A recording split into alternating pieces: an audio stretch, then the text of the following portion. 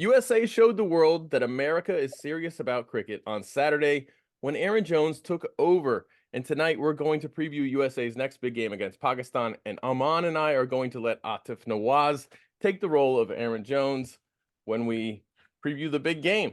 So Aatif, thanks for joining us tonight. I know that you're stoked about this World Cup. So far, it's been the best World Cup in history. Certainly, if you're American, absolutely. It's a far cry from America's appearance at an ICC event at the turn of the century. But this was outstanding. That first game, a high scoring game, the Canadians putting on a fantastic first two acts, really.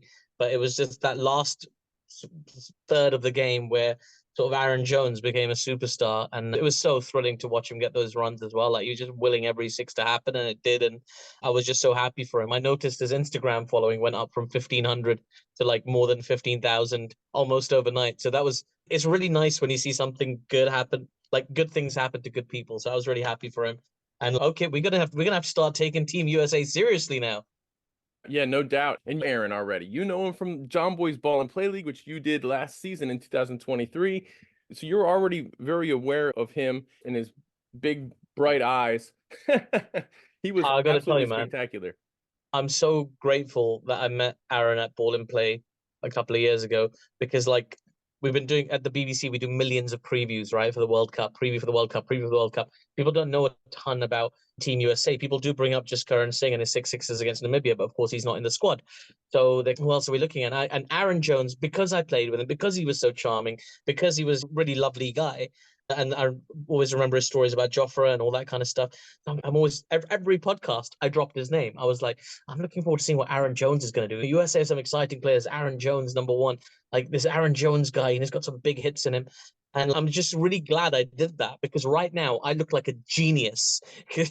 Every single podcast, I kept dropping Aaron Jones's name in the previews, and then he goes and does that in match number one, 94 not out of 40 balls, 10 sixes. Like, that was incredible. Nobody was, there were a bit of a million people happy for him, but like just watching him, having spent the time with him, knowing what it would have meant to him, it was special. We get to watch him a lot in minor league cricket. We've Yeah. gotten to see him transform his game. He's always been, many would consider the best ODI batter in USA. And he's capable of taking an enormous amount of responsibility. And his MO in ODI cricket is take 20 balls to score the first 10 and then score the next 40 in the next 25. And we saw the next 25 on Saturday. But Amin and I have talked a lot about how USA did a disservice by not having any international games for 18 months. In that time period, Aaron blossomed as a T20 batter in minor league cricket. And in finals weekend, he was absolutely amazing. He led his team all the way to the finals. And as wickets fell around him, he continued to attack in that final game. And they fell just short because he got out. But he really did take over that weekend. Amin, he lives in Durham, North Carolina now, near both of Yeah. us.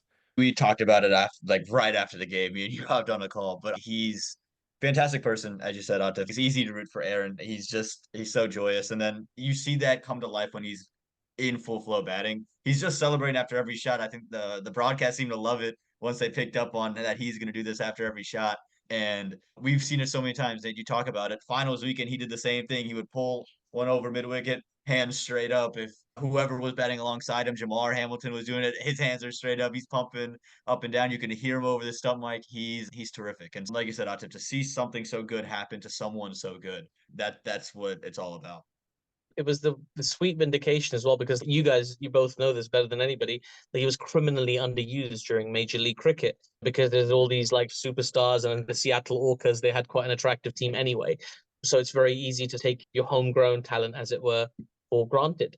And he was very much taken for granted. But now on this massive stage, the hype that went into that first game in New York and in America, and everybody's talking about this huge fixture and this World Cup, and it's America, and what's this game going to be like? And it's a recreation of the first ever. I don't know how many times you guys heard this phrase, and if you got sick of it, the first ever fixture in international cricket, 1844. Like, people talk about it all the time. That first American Canadian game opening the World Cup. It could have been dull. It could have been a one-sided game. It could have been a low-scoring game. It could have been a million different things, but it wasn't. Aaron was a huge part of that, and I hope teams that benched him will think about that in the future, and teams that didn't know who he was are drafting some paperwork as we speak. last season when they did the draft, the teams hadn't really formed their overseas players fully yet. A lot of those decisions come later on when you see what someone's schedule really is. Cricket's always a last-minute sport, as we know, and that goes with fitting in your domestics around your overseas. When you get Heinrich Klaassen in the team, when he's in your team, he's going to play the role that he's there to play. He bats where basically where Aaron does. So I think he was just a little bit of a victim of the fact that he had maybe the world's best batter against spin bowling in T20 cricket on the same team as him. And I think that might have helped some people form an improper judgment about his abilities.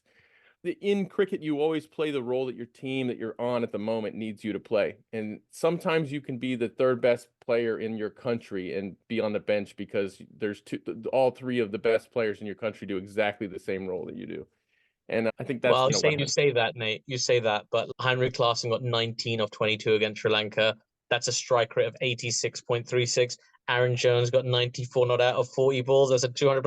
I don't know, man. I'm a big believer in recent form. So Heinrich Klaassen, yeah, all right. I saw you in the IPL, mate. Good job. But like, we're in America now. This is America. What have you done in America? Right? Because Aaron Jones, if you're going just purely by the stat, now, I completely take your point. I'm being silly, but yeah. it's fun. It's fun that we can talk about this. And what was great about that game on Saturday is Amon and I saw all the games down in Dallas in Major League Cricket at that same venue. And the average first innings, I think, was 168 or something. And this was some of the best players in the world, some of the best cricketers in the world involved in Major League Cricket last year.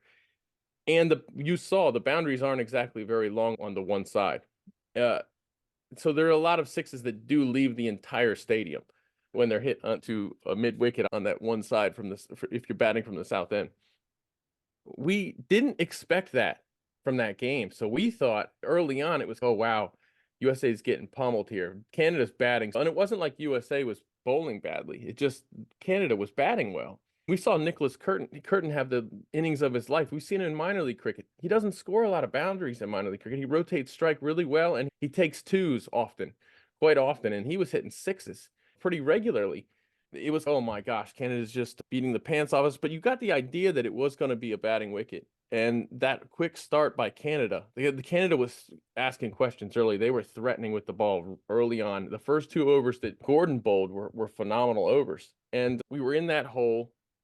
And then Aaron comes in, and we saw the Aaron that we see here at Church Street Park. And we know that every time he plays at Church Street Park on that ground, he's just brilliant. And the guy who curates Dallas is the same guy who used to curate Church Street Park. And he cut the grass a little bit shorter this time because there's only 4 World Cup games at that venue instead of having a dozen Major League games in a dozen days. We're in for a treat at that venue. I think that venue is going to prove to be the best venue in the World Cup. As far as games like this. I don't doubt it. Obviously, I love a low-scoring thriller as much as the next guy, but it's nice to have a surface where bowlers in the modern game, we've got you very used to this, where bowlers have to go to a plan B and a plan C and show their whole repertoire of skills. Whereas, like for batters, it's really about pacing your innings and building your innings. There were a lot of impressive performances. Navneet Dhaliwal for Canada. I didn't know too much about him before that game, but again, I do now.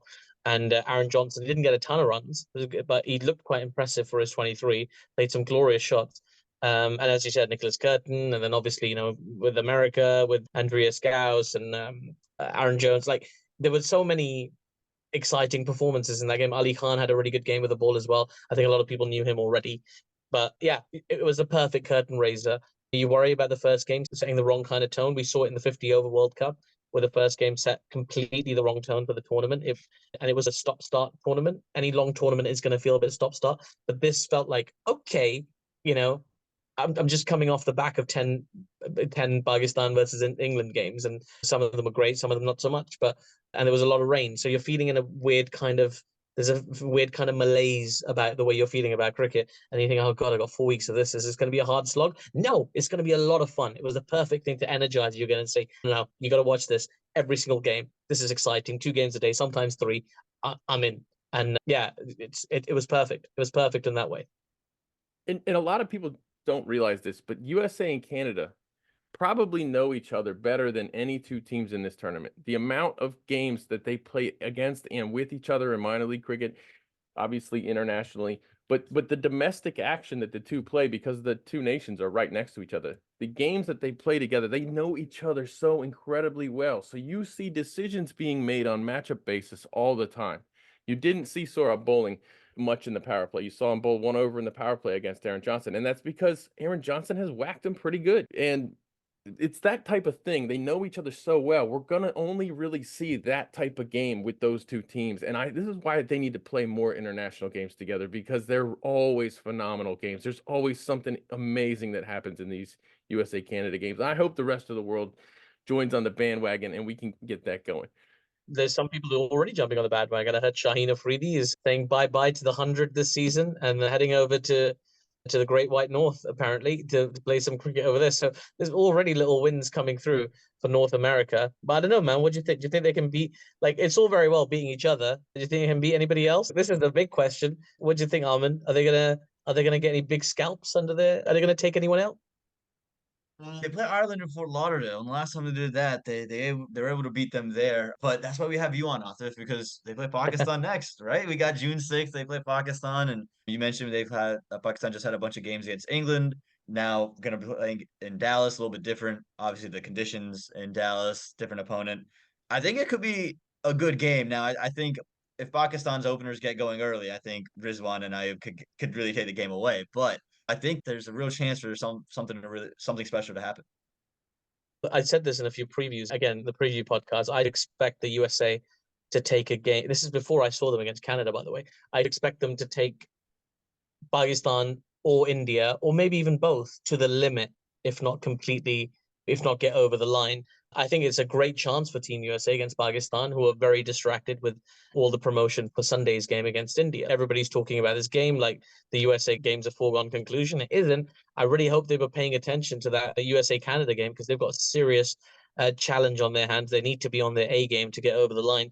And the A game hasn't been around for a long time. They came to England to play 4 T20s. 2 of them got washed out with rain, and in the other 2 they didn't put anything near their best performance, and they on the ropes at the moment. Pakistan is the real truth. This is a big opportunity for America to strike while the iron's hot. Pakistan still look a bit unsettled. They played a completely different lineup in the last T20 to what we expect them to play against the USA in Dallas, and they've also got that flight on their mind. So they're going to go from Dallas to New York for their big game against India. There's a lot going on for that team. There's a lot going on up here. So I think this is as good a chance as any for the USA to create some more history. Everything seems to be rolling in that direction. And you mentioned the Pakistan 11 kind of changed in that final T20, very different from what we expect. But this Pakistan pace attack is one of the more coveted ones in the world. Obviously, it's been Sheen Shafri, Haris Rauf, and in years past, it's been Naseem Shah that's been the third guy. But now there's this whole Muhammad Amir question of, is he going to be the third pacer in the 11? What's your take on that? Would you go Amir for the experience? Do you go Naseem Shah? What's your thoughts on this? There's a case for playing both of them, isn't there, at the moment? That's what they did in the last T20. I don't think they will, but there's definitely a case for it. I think when you play a team like America with the USA, who are outstanding, and I hope it's very clear that I'm a big supporter of the USA cricket and hoping it develops and gets better and better. But I would question their ability to play that level of pace and that class of pace bowling. We're talking about some of the best bowlers in the world. When you have a conversation about the best bowlers in the world or the quickest bowlers in the world, best bowlers in the world, Shaheen's name will come up. Quickest bowlers in the world, Haris Rauf's name will come up. Most decorated bowlers in the world, maybe for the wrong reason sometimes, Muhammad Amir's name will come up. Most exciting bowlers and upcoming bowlers in the world, Naseem Shah's name will come up. So they do have a wealth of experience there and a wealth of resource there, the likes of which Team USA probably haven't seen. I know they got the wins against Bangladesh, but Bangladesh aren't packing that kind of heat. Pakistan are really packing some heat. Again, it's all about their ability to pounce on those insecurities. We talk about how exciting Saim Ayub is. You mentioned it's really exciting to think about Saim Ayub opening the batting with Rizwan. I don't even know if they're going to persist with that, because in the last game against England, we had Barber opening with Rizwan again. The huge reunion, and everybody was thrilled on social media. And in my experience, the PCB pay very close attention to what social media has to say. So they did all right. They had a good power play, 59 for no loss up until the last ball of the power play, and then the wheels came off, which makes me think that there might be a little bit of a lobby to put them back together. But I really hope they do give Saim Ayub a crack there. He's an outstanding player. He's not been able to translate his promise from the PSL and domestic cricket in Pakistan to the international scene yet. But I feel like if there's one surface to do it against, and with the greatest of respect, if there's one opposition to do it against, it's the USA. You're going to play the USA in Dallas on a pitch with a million runs on it. That's where you want Saim Ayub to find some confidence, find some runs, and really cement his place at the top of the order, because that's what everybody in the Pakistan setup wants. Will he? That's a different question. That's a very different question. But yeah, I don't know, man. It's very hard to rule out.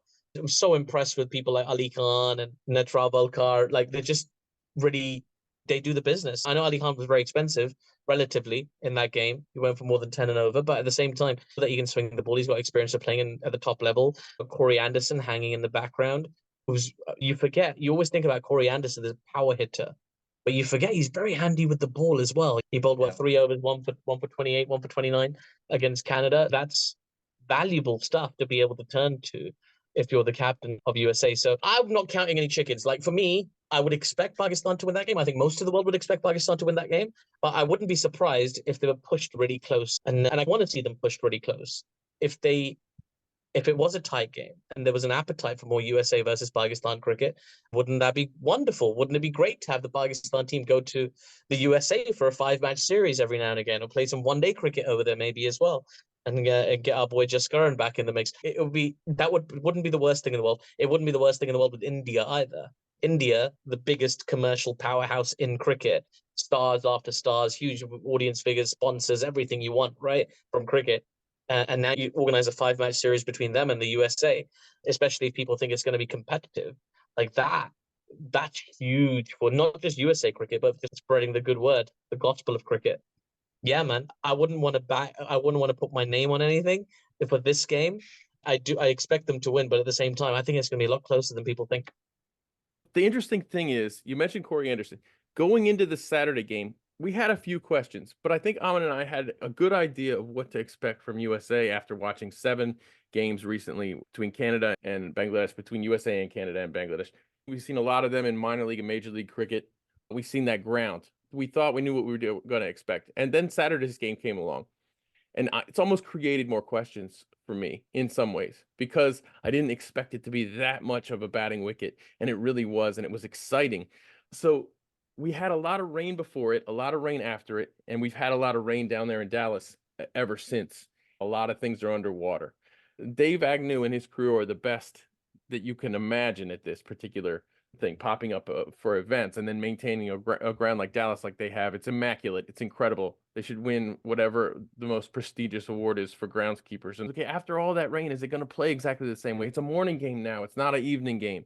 We did see what looked like some dew in that evening game the other day, and it doesn't usually get dew in the evening in Dallas. It usually only gets it in the morning. How is that going to affect the first innings?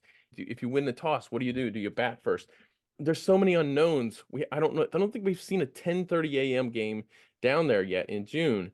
So to me, this team selection for USA is a question mark. And you mentioned, Aatif, I want to go back to your point about Corey Anderson. People forget how good he is of a bowler. And I think Corey Anderson would love it if everyone forgot how good of a bowler he is, because I don't think he likes it very much. He played a key role in that game, coming in first ball, getting that wicket, and then his energy in the field. You saw him, Jimmy pointed out on the broadcast, him and Aaron Jones hyping each other up in the field during that game. To me, whether or not Corey can give you 3 or 4 overs really helps you decide who you're going to play that day. Because I think for us, it comes down to 10 guys in that team are set. The one role is, do you stick with Jesse, who did an absolutely fantastic job in retrospect the other day, limiting Canada? Or do you go with Nosh Kenjige, the left arm spinner, or do you go with another batter? And USA likes to use 7 bowlers against teams that are pretty good. They use 7 every single bowling innings against Bangladesh. They like to have those options for matchups. It's tough to match up at that ground because you have to take into account the short side of the ground. But to me, that's the big key. Can Corey Anderson bowl you 3-4 overs? Is he going to do that? And for Pakistan, I'm really interested in seeing Ahmad Wasim. Yeah, Imad, I think, is a rare player for Pakistan because he will have experience of playing in the USA and the West Indies. He's played in Major League and he's played in the Caribbean Premier League. He was fantastic last year too. He's been on a bit of a roll over the last sort of 24 months, really. Like, he had an outstanding PSL, a really good run for Pakistan. He was Pakistan's best player in the one T20 that was completed in England that he played in.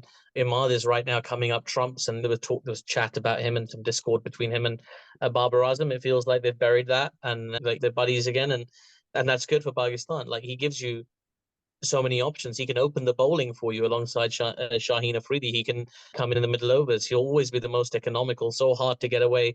He could defend that small boundary for you even. He's really just one of those really handy players, Imad, with bat and ball. Yeah. Just keep the camera off him when he's in the dressing room. Other than that's a very niche reference for anybody who can pick that up. But I'm really pleased to have him back in the starting 11 for Pakistan, because he plays a role that sort of Mohammad Hafiz played in his playing career, where he could be quite versatile. He could open the batting, he could come down the order, he could get you some overs with some really valuable spin. And also he's a wicket taker as well. He makes things happen, Imad Wasim. So I'm a huge fan. I'm really pleased he's back in the side. And I think he will be the difference between Pakistan winning and losing some games. But just to circle back very briefly on Team USA, and one of the reasons I think they found their footing, that's their new coach, man. That's Stuart Law. Like, Stuart Law is no mug. Like, he was an outstanding player in his time as well, robbed of the opportunity to play more Test cricket. Still doesn't have an average in Test cricket because he was never dismissed. We're talking about a player who's gone out there, done the hard yards, been coaching for the last 10 years. He's apparently 55, 56 years old. Doesn't look it. He looks younger than me. He's in outstanding shape, right? And he's coached Sri Lanka, he's coached Bangladesh, he's coached the West Indies, Afghanistan, and like now he's with the US. He's bringing a lot of experience to that position, a lot of credibility to that position as well. He's already got the results to show for it. Like the performances you saw from the 250 makers for the USA, Stuart Law's footprints all over them. His fingerprints, I should say, fingerprints all over them. Like, he's done an outstanding job, and I hope they pick up his contract as well after this tournament. I think he's got a lot more to contribute wherever it is the USA go next. But yeah, Imad Wasim is a very good matchup from a Pakistani perspective, because he's one of those really difficult bowlers. You know what you want when you're when you're an associate nation, essentially, is as conventional a cricketer as you could possibly get. So in a weird way, you'd rather have someone like a Shaheen Afridi, because he's a conventional left arm seam bowler, maybe the best in the world, but he is still a conventional thing, something you can practice for, train for, expect. It's very hard to practice for unconventional bowlers who bowl a mysterious style, a variable style, like bowlers like Liam Livingston, who must be so irritating to train for, because they can bowl off spin and leg spin, and some days they look like Shane Warne, and other days they look like not Shane Warne. They oscillate between being awesome and not so awesome, but like they can deliver that, and it makes it very hard to prepare for. So Imad is a great shout. I expect him to do good things. I expect him to probably end up Pakistan's top wicket taker in this tournament. Yeah, I think that's very reasonable. He's played so many games in Dallas. He was so good for Seattle. You mentioned Ayub and how his position's been called into question up the order. The guy who's I think had the roughest time out of that England series is Azam Khan, right? Had great CPL in the Caribbean, was lighting it up, and then it seemed like the pace and the balance just undid him in England. Do you think he is still fixed in that middle order? I don't know if there's many other options for them to go to, but do you think his role's fixed there? Do you think he should have that role there? Do you think they should look elsewhere? What are your thoughts on Azam Khan? I saw all of the heavy criticism that Azam Khan had to take recently on social media. And some of it I understand, because it's very disappointing when a player puts down a catch, especially a regulation catch, especially if he puts down more than one. So I understand why fans get angry and things like that. I hate some of the personal attacks and the body shaming and all that kind of stuff. That aside, it's a tricky one. Azam Khan, people are talking about his weakness against short pitch bowling or quick bowling and things like that. Let me ask you, right, both of you, Aaman, Nate, right? Tell me one batter in the world, just name one, any batter in the world who you would back to face a 96-mile-an-hour delivery from Mark Wood that takes off from a length and is coming straight at your face. You've got no choice but to evade it. It's on the oval surface where it's been raining, by the way, so it's extra skiddy, and the lights are on and it's massively overcast, so it probably moved a little bit in the air as well. Just tell me any batter in the world that's going to play a better shot than Azam did to that ball, because I'm going to go ahead and put my neck out there and say, I don't think Virat Kohli is. I don't think Babar Azam is. I don't think Kane Williamson is. I don't think Joe Root. I know not playing T20 cricket, but whatever. Like Harry Brook, whoever you want, right? I think that delivery was special, it would embarrass anybody, right? It's a bit like the delivery Mitchell Stark bowled in the IPL final. Like, it's some deliveries just have your name on them. I think Azam's been a little bit unlucky. We do need to see a performance from him at some stage because he's now played 13 times for Pakistan and he's averaging close to 10, which is just not good enough, really. Right. Even though his role is power hitter. So he's there to play a high risk form of cricket. He's there to try and clear the boundary and things like that. Sure. The scrutiny, I get, and something he'll have to get used to. Even some of the nasty stuff, he'll have to get used to that because it's not going anywhere, sadly. As a player, you said it, like, he lit up the CPL, he lit up the PSL, he's lit up loads of leagues around the world. He's a very exciting player to watch when he's going, but he's just not got going when he's wearing green. And that's the big thing for Pakistan. Will they commit to him in this World Cup? I feel like they might be in a bit of a hole now. They can't get out of that. Mohammad Haris probably isn't. I think he's part of the traveling reserves. He's not going to get a game. They back Rizwan there as he's there to keep wicket if they're not going to use Azam Khan. If Azam plays, he'll always keep wicket. They don't want to try and hide him in the outfield or anything like that. So it's a tricky one, and this is what I mean. Like, Pakistan is still unsettled. There's questions. Nobody's other than the people that you'd expect. Nobody's said, I'm an automatic selection. Just print my name on the team sheet because I'm never going anywhere. This is a worrying thing. Azam Khan, this might be a good chance for him because if we do see that what wicket we saw on Saturday, yes, it's going to be a little bit of quicker wicket, but the fastest delivery we saw on Saturday was 88 miles an hour. It wasn't 96 miles an hour. Ali Khan isn't quite as fast as we know that he can be. He had some injuries. He's not quite back at 100%. I'd love to see Ali Khan back at 100%, but even then, 91, you're expecting his top speed from Ali Khan. And that's when he's at the peak of his game. And he's also, Ali Khan is more known a little back of length than the New Yorkers, not known for bowling bouncers right up at someone's chins. But I think this might be a good opportunity for Azam Khan in this upcoming game. Obviously, USA is going to have to just go after him. They're going to have to try to kick him while he's down.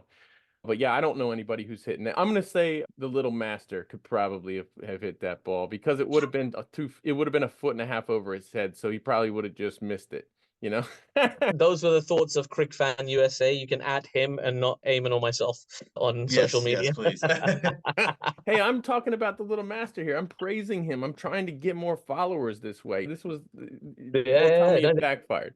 Listen, that's a world-class strategy, mate. I'm on board. Like, they're all great. I'm a huge listen. I had the privilege of meeting the little master a couple of times, and there's a story behind each of them, which is for another time. But the point stands, right? It's hard.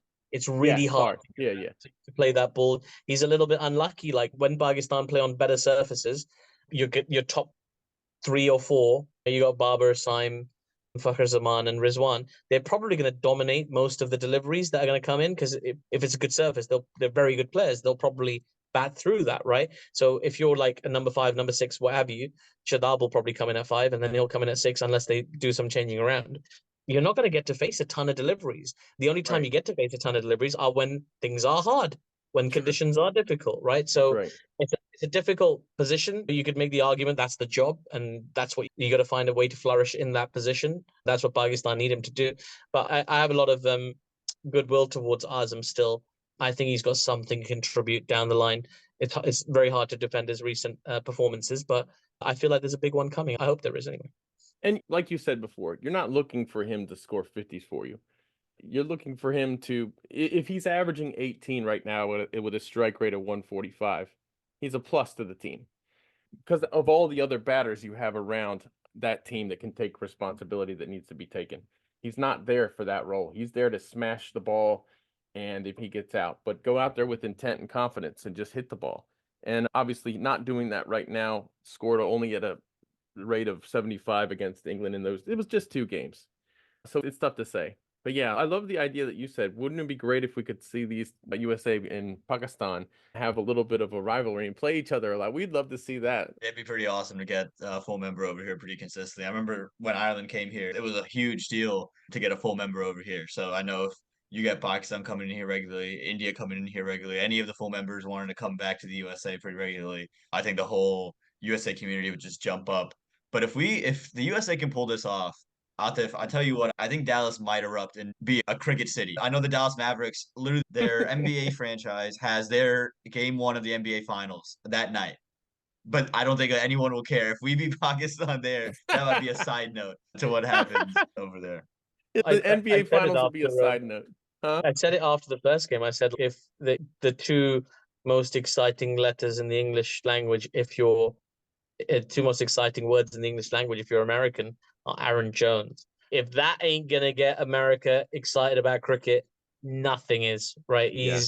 And if he pulls out another performance against Pakistan, even if the USA don't win, but he puts another sort of 40, 50, something enthralling, something exciting out there, like people are going to start taking note. Like cricket is increasingly becoming about the individual personalities, right? It's becoming Right. about specific players. Like it's like me in football or soccer. There's certain players who play in different leagues in different parts of the world, and I find myself searching for random sports subscriptions so I can find them and watch them and keep up to date with them because I like that player. I don't know anything about the history of the club or the league or whatever, but I'm Right. all and I'm interested. What is so and so doing? And so I'm trying not to give away too much, but so and so doing in so and so different league. And I think cricket will eventually go in a similar direction where people want to see, especially if Indian players eventually get the chance to play outside of the IPL. I don't know, I think that'll happen in any of our lifetimes, but it's if people have the opportunity to bond with individual players and then just follow their whole career everywhere, that's a catalyst for something. Let me put one more thing to the pair of you, right? Okay, you're excited about potentially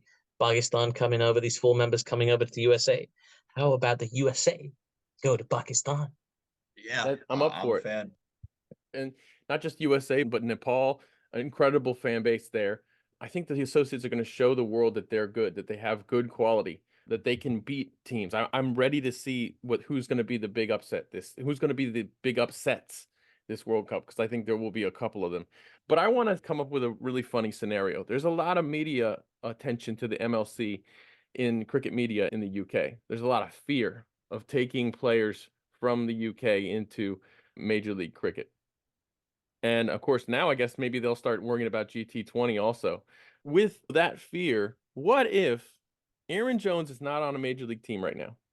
He was not retained by Seattle last season. We just went through the draft. The draft, no one took him in the draft because there was this tendency of the teams this year to not take any of the players that were cut, except for a few. We saw a few that went, but a lot of them didn't get a second chance. He'll go into the supplemental draft. We know he'll be the first pick of the supplemental draft. Why would you not take him if you had the chance to get him right now after this? If teams pay more attention to minor league, he'd already be on a team right now, if you ask me. And if you looked at his work ethic and everything. Now, here's the funny part. If you get taken in the supplemental draft in Major League Cricket, you don't make a whole lot of money. It's not very good pay. What if the 100 was like, we don't even have to pay this guy a ton of money. We'll just triple his pay that MLC would have given him in the supplemental draft. What if the 100 was like, we would like to have a depth overseas player on this roster that might make some noise? That would be a nice little petty move by the 100, I think. Could they overcome though the kind of like looking down your nose type of attitude we get from a lot of full member nations? Could the 100 actually risk looking second rate by hiring an overseas from an associate nation? I think it would be really funny. And I hope it happens because I want to see Aaron get more money. Like Aaron's going to make a lot more money after this, regardless, right? I reckon you can pretty much write it down. You can print it that he's going to play in either the IPL or the PSL. They'll be happening concurrently in 2025. So I'm pretty sure that he'll feature in one or the other. I don't think there's any sort of turning your nose up at American cricket anymore. You take players where you can get them. There's like a lot of leagues and a lot of player turnover, and the next big star is what everybody's looking for. I think actually India is going to be very keen on Aaron Jones. India is already very keen on the American expansion. Years before this World Cup, in India were looking at America as a market to crack. So I think there'll be a few more than one or two IPL franchises interested in him. And if that happens, then he's definitely going to make a lot more money. And there's obviously the PSL there. Now, when it comes to England, I'd very much enjoy to see him play in the 100. But since America doesn't have an NOC situation like Pakistan does, for example, there's different limitations, different countries, right? So India, you can't play anywhere. Pakistan, you can play in a maximum of 2 leagues outside of the PSL.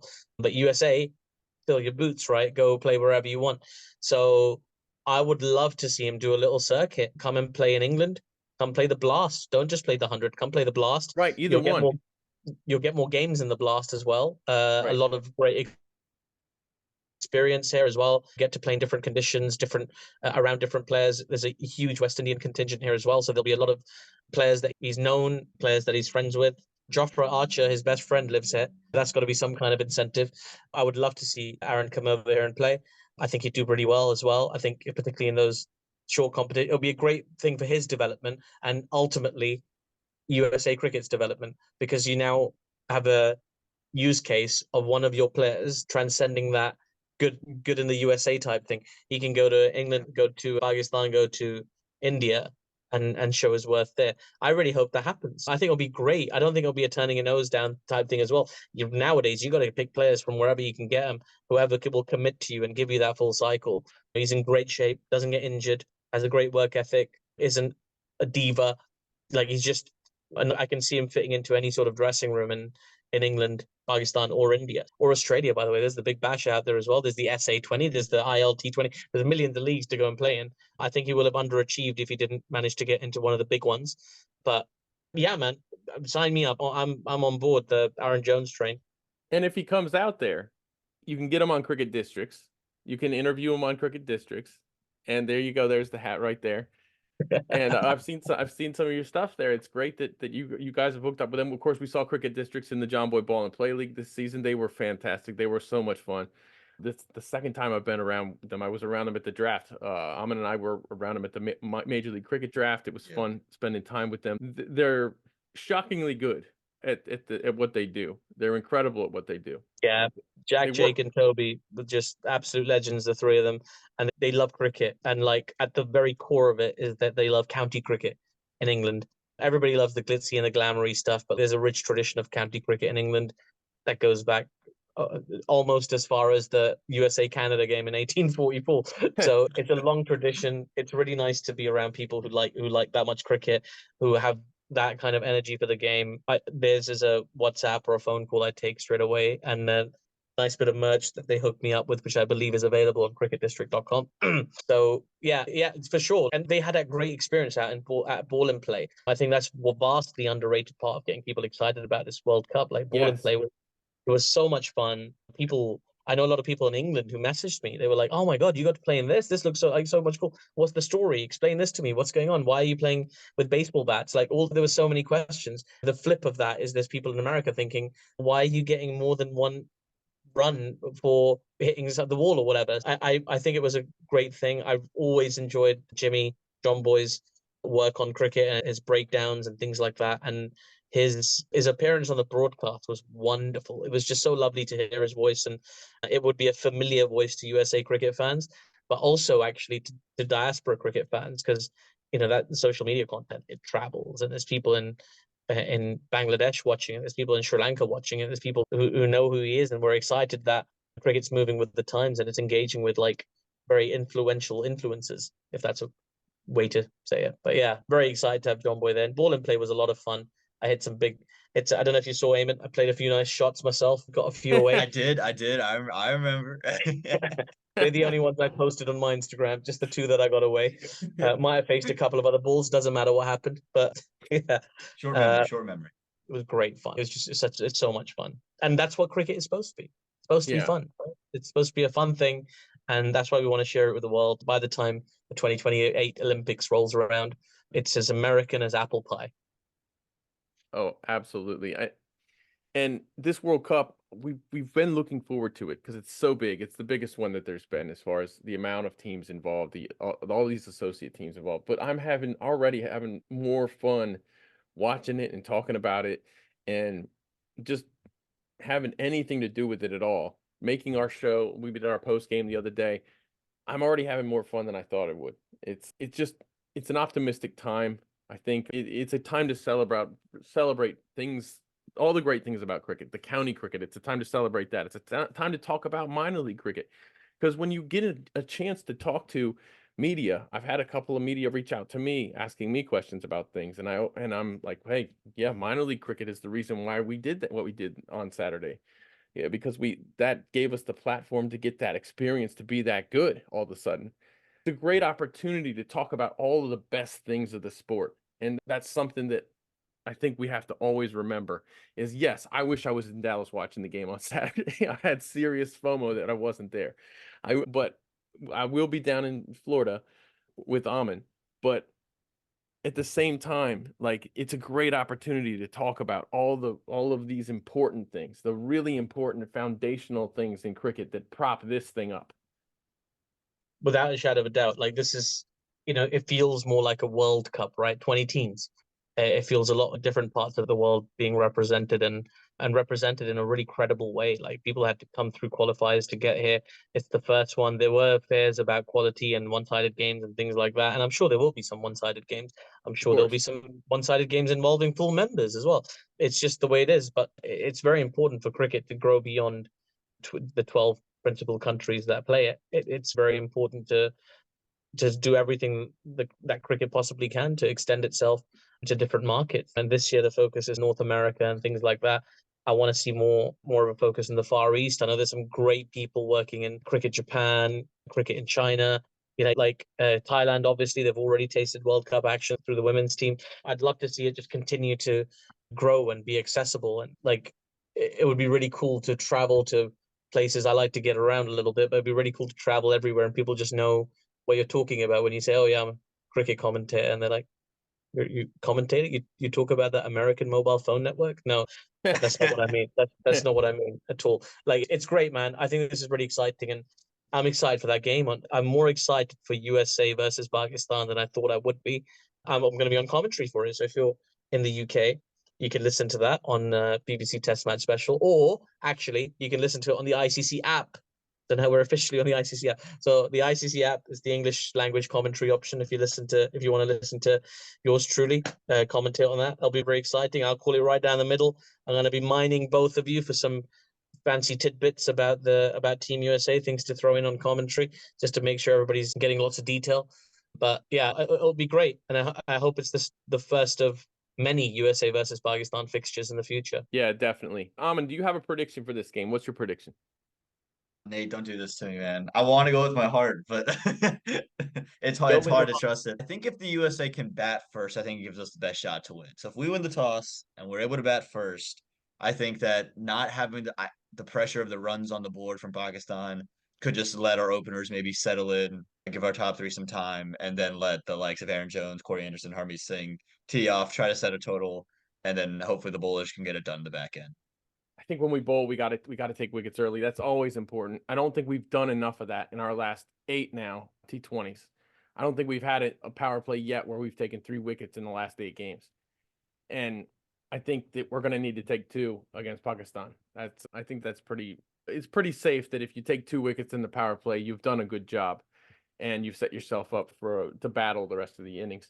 But yeah, I think we're going to have to improve with our power play. Our death, we take a ton of wickets in the death, but we go expensive too. And I don't think we can get away with that against Pakistan. I don't think we're going to be able to head into the last 10 overs with giving Pakistan 7, 8 wickets in hand and anything good happen out of it. What do you think? What do you think? I'd love to be the romantic and say that I could see the USA winning the game. I don't think they will. And oddly enough, I'd be very pleased with them if they did. But I think that Pakistan is just a little bit too strong at the moment, even when they're quite out of sorts. If Pakistan bat first, I wouldn't expect them to get a huge score. But I think they'd back their pace bowlers, particularly on that surface, to come through and just put enough pressure on the USA batters. Like you might get a couple of batters who get some starts. Even if you have a Corey Anderson or Aaron Jones or what have you, get yourself a 60, 70 run partnership, a 60, 70 run individual score. I think it's hard to see them putting that together. Again, it's T20 cricket, anything can happen, right? You just need a couple of sequences to go for you, and that's the game. But I just think there's a little bit too much class there in that Pakistan team for the USA to come through on top. I feel like they'll give them a scare. I feel like there'll be at least 2 moments in the game where people are like, hang on, a bit like the West Indies, Papua New Guinea, maybe not that close, but in West Indies, Papua New Guinea, there were genuinely moments where we were thinking, are we about to see an upset here? The West Indies are really wobbling. I don't know if Pakistan wobble that hard, but they will wobble.